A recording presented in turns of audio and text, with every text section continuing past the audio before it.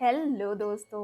Haunting tales के एक और एपिसोड में आपका स्वागत है। आज आप देखोगे पेट सेमेट्री 2 जो 1992 में रिलीज हुई थी। इसे भी मैरी लैम्बर्ट ने ही डायरेक्ट किया है। अगर अब तक आपने इस मूवी का पार्ट 1 नहीं देखा है तो ऊपर लिंक फ्लैश हो रहा है, जाकर देख लो और जल्दी से चैनल को सब्सक्राइब करके बेल आइकन को ऑन कर लो। तो बिना किसी मुर्दे को जिंदा किए चलिए शुरू करते हैं।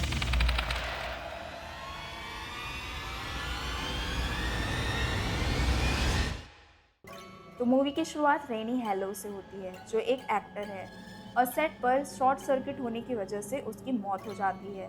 उसका 12 साल का बेटा जेफ भी वहीं मौजूद था जब ये हादसा हुआ।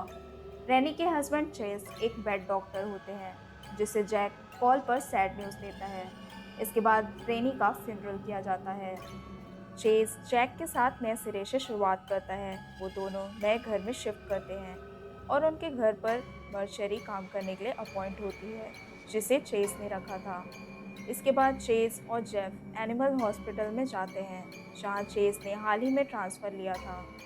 जेफ जब हॉस्पिटल में एंटर कर ही रहा होता है, उस पर अचानक से एक कैट अटैक कर देती है, जिससे जेफ डर जाता है। जेफ किटन में से एक किटन को अडॉप्ट कर लेता है, लेकिन पहले उसे डैड का कैबिन क्लीन करना होता है। इसके बाद गर्ल्स चेस से मिलने आता है अपने बेटे के डॉग के ट्रीटमेंट के लिए।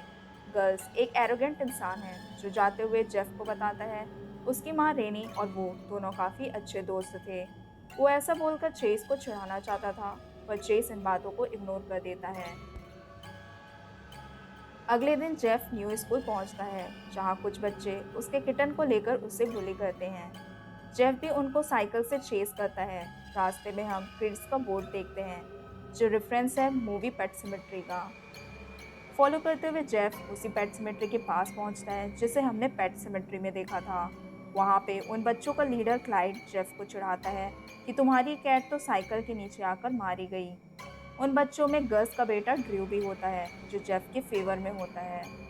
उसकी बॉडी पार्ट्स उस सिमेट्री में हैं, जाके देख लो। वो क्रेड्स के बारे में बताता है, जो मरकर वापस से जिंदा हुए थे।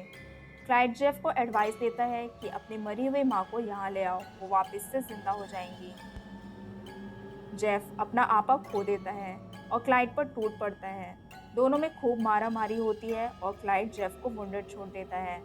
फिर जेफ उठकर अपने किटन को उसी सिमेट्री में से छुड़ा कर लाता है। सिमेट्री में ड्रू जेफ की ब्रेवरी से खुश होता है, क्योंकि किसी ने पहली बार क्लाइड को धोया था। जेफ ड्रू से पूछता है, क्या तुम्हें लगता है तुम्हारे मॉम डैड कभी नहीं मरेंगे? ड्रू कहता है काश गस मर जाए, क्योंकि गस ड्रू का स्टेप फादर होता है, जो ड्रू को पसंद नहीं है। जेफ ड्रू से यहाँ लास्ट जिंदा होने की बात पूछता है, पर ड्रू कहता है ये सिर्फ एक डरावनी कहानी है। फिर दोनों वहाँ से निकल जाते हैं। इसके बाद गस को देखते हैं, जो रैबिट का शौक रखता था। घर आकर गस ड्रू को उसके डॉग को बाहर रखने के लिए बोलता है। दूसरी तरफ उसकी माँ के साथ वो रोमांस कर रहा होता है। यहाँ पता चलता है कि ड्रू गस से बहुत नफरत करता है, क्योंकि वो उसकी मॉम का हस्बैंड है, इसलिए वो कुछ कर भी नहीं सकता था। रात में ड्रू का डॉग जोई रैबिट्स के पास जाता है, तो उसे केज से करंट लगता है। गस जोई की आवाज़ सुनकर घर से गन लेकर निकलता है और जोई को शूट कर देता है। अगले दिन ड्रू और जेफ जोई को उसी पेट सिमेट्री के क्रस्ट प्लेस में दफना देते हैं। ड्रू जेफ से प्रॉमिस मांगता है कि यहाँ हुए इंसिडेंट को किसी से शेयर मत करना। घर लौटते हुए शाम हो जाती है और रास्ते में ड्रू को गस पिक कर लेता है। रात में जोई की गुर्राने की आवाज़ सुनकर अमेंडा उठती है और गस भी देखता है जोई जिंदा था। वो दोनों ड्रू पे गुस्सा करते हैं, क्योंकि ड्रू ने कहा था जोई मर गया है, पर जोई तो अब भी जिंदा था। लेकिन ड्रू जानता है जो जोई लौट कर आया है ये वो जोई नहीं है, ये ईविल जोई है, जिसकी आंखें लाल और बिहेवियर गुस्सैल है।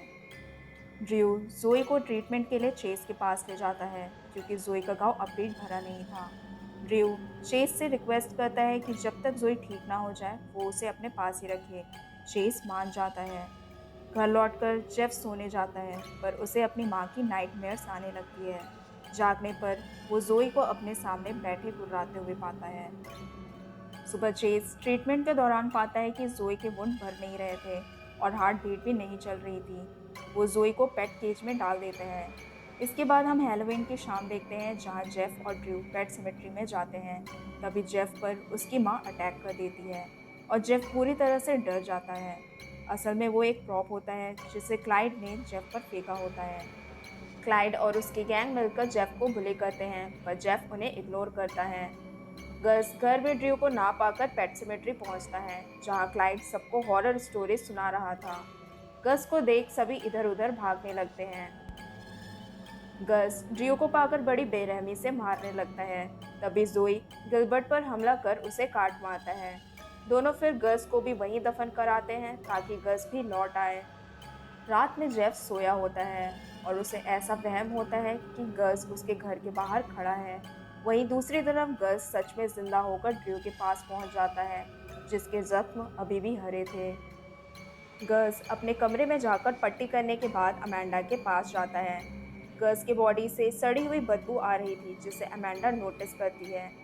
गस अमेंडा के साथ ज़बरदस्ती करने लगता है। अमेंडा को गस का बिहेवियर पर शक होता है, क्योंकि वो किसी जानवर की तरह बर्ताव कर रहा होता है। अगले दिन ड्रू जेफ से मिलने पर बताता है कल रात से गिलबर्ट उससे अच्छी तरह से पेश आ रहा है, जैसे वो अच्छे इंसान हो। दूसरी तरफ जेफ के क्लिनिक पर एक लेडी बोर्ड पढ़कर अपने बच्चों के लिए किटन्स लेने आती है, पर हम देखते हैं जोई ने अपना केज तोड़कर उन मासूम किटन्स को बेरहमी से मार डाला होता है। इसके बाद चेज जेफ के स्कूल पहुंचकर जोई की न्यूज़ देता है और जेफ आज रात ड्रू के घर रहने के लिए चेज से परमिशन लेता है। वहां से चेज डॉक्टर यूलैंडर के पास जाता है और जोई के केस के बारे में पूछता है। यूलैंडर उसे बताता है ऐसा केस क्रीड कैट चर्च के साथ हुआ था। वो जेफ को एडवाइस देता है एज सोन एज पॉसिबल उस जगह से चले जाओ। जेफ ड्रू के घर पर पहुंचता है, जहां गस एक एक कर अपने रैबिट्स को मारकर पका के खा जाता है और वह बहुत ही क्रीपी बिहेव करने लगता है। रात में चेज को नाइटमेयर आता है कि रेने लौट आई है, जो उसे सेड्यूस करती है, पर होश आने पे वो देखता है जोई उसके सीने पे खड़ा है, जो उसे काट कर भाग जाता है। सुबह क्लाइड जेफ को अकेले पाकर बुली करने लगता है। तभी वहां गस पहुंचकर उसे बचा लेता है, पर क्लाइड को मार डालता है, जिसे ड्रू देख लेता है। घर पहुंचकर ड्रू गन निकालकर गस पर तान देता है, पर बुलेट्स ना होने की वजह से वो बच जाता है। ड्रू की मुसीबत और भी बढ़ जाती है, क्योंकि अब जोई भी उसके खून का प्यासा था। ड्रू खिड़की तोड़कर अपनी मॉम के साथ भाग निकलता है। गिलबर्ट भी उनका पागलों की तरह पीछा करने लगता है। रास्ते में गस ट्रक आता देख अमेंडा की कार को ठोकर मारता है, जिससे ड्रू और अमेंडा का एक्सीडेंट हो जाता है, जिसमें वो दोनों मारे जाते हैं। वहाँ से गस क्लाइड की बॉडी को ठिकाने लगाने जाता है। जेफ ड्रू के जाने से इतना खाली हो जाता है कि वो अपनी मॉम को वापस लाने का फैसला लेता है, जिसके कारण चेज और उसके बीच झड़प हो जाती है। तभी सेमेट्री से जेफ के लिए कॉल आता है, लेकिन चेज जेफ को मर्चरी के हाथों में सौंप कर खुद चला जाता है।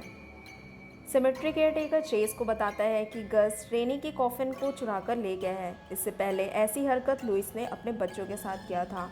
इधर घर से जेफ भी भाग निकलता है और सीधे गस के पास पहुंचता है, जो उसे रेनी की डेड बॉडी को रिवाइव करने देता है। इधर चेज भी गस को गन लेकर ढूंढ रहा होता है। घर पे मर्चरी को आवाज़ आती है जब वो ऊपर कमरे में देखने जाती है। तब उसे वहाँ रेनी की ड्रेस मिलती है। जैसा कि वो रेनी की तरह बनना चाहती थी, तो वो रेनी की ड्रेस को पहन लेती है। गस के घर पहुँचने पर जोई चेज पर अटैक कर देता है। बदले में उसे चेज की गोली खानी पड़ती है। वहाँ पर गस और चेज के बीच हाथापाई होती है, पर जैसे तैसे चेज उसे मार डालता है। दूसरी तरफ रेनी घर लौट आती है और मर्चरी को मार देती है। चेज अपनी मॉम या यूँ कहें कि अपनी ईविल मॉम से मिलकर खुश होता है। इसके बाद चेज घर लौटता है। कमरे में उसे मर्चरी की लाश मिलती है और साथ ही रेनी भी। रेनी जेफ को नीचे जाने बोलती है, पर वो जैसे ही दरवाज़ा खोलता है उस पर ईविल क्लाइड एक्स से अटैक कर देता है। वो तो बच जाता है, पर चेज शिकार हो जाता है। दोनों के बीच लड़ाई होती है, जिसे रेनी एंजॉय करती है और कमरे में आग लगा देती है। चेज को बचाने के लिए जेफ डोर को एक्स से तोड़ता है। वही अब रेनी की स्किन गर्मी से मेल्ट हो रही थी। वो जेफ को रोकती है, पर वो नहीं रुकता और चेज को साथ ले जाता है। इसके बाद रेनी उसी आग में जलकर फिर से मारी जाती है। लास्ट सीन में जेफ और चेज टाउन छोड़ देते हैं और मूवी का दी एंड हो जाता है। नाउ मूवी से रिलेटेड फैक्ट्स। इस मूवी से स्टीफन किंग ने अपना नाम हटा लिया था, क्योंकि वो कोई क्रेडिट नहीं चाहते थे, जबकि मूवी बेस्ड है उन्हीं की नॉवल पर। एक्टर एंथोनी एडवर्ड, जिन्होंने लीड कैरेक्टर प्ले किया था चेस मैथ्यूज का, पहली बार अपनी वाइफ से इसी मूवी में शूट के दौरान मिले थे। तो दोस्तों, ये थी कहानी पेट सेमेट्री 2 की। होप करती हूँ कि आपको ये वीडियो अच्छी लगी हो, और अगर अच्छी लगी हो तो वीडियो को लाइक करना और कमेंट करना और चैनल को सब्सक्राइब कर लेना। And last, thanks for watching.